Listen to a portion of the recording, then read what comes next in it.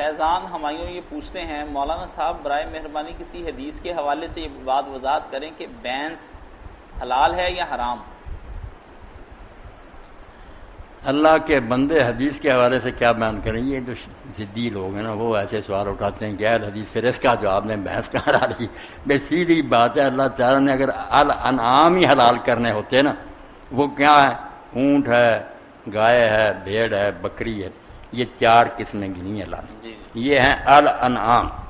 جب لفظ آ گیا نا بہیمۃ الانعام، یہ اضافت آ گئی کہ ان 4 پایوں کی قسم کے جتنے مویشی، یعنی جس طرح یہ گوشت نہیں کھاتے چارے پر گزارے، اس طرح کے جتنے ہیں نا، بھینسیں ہوں، ہرن ہوں اور ہوں، وہ سب حلال۔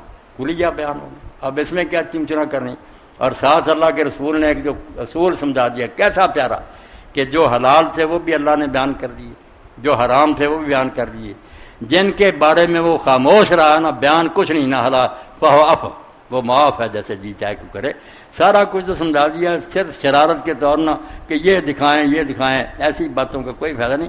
مسئلہ میں نے سمجھا دیا کہ بہیمۃ الانعام بہت بڑا دائرہ، 4 قسم کے جانوروں کے علاوہ بھی ایسے سارے جانور جو حملہ آور نہ ہوں، گوشت نہ کھاتے ہوں، چارے پر گزارا ان کا، وہ سب حلال ہے۔ کسی ملک میں ہوں اور وہاں کے لوگ دیکھ لیں کہ یہ درندہ تو نہیں، گھاس کھاتا ہے، گوشت نہیں کھاتا، سب حلال ہے آٹومیٹک۔ بہیمۃ الانعام ہے۔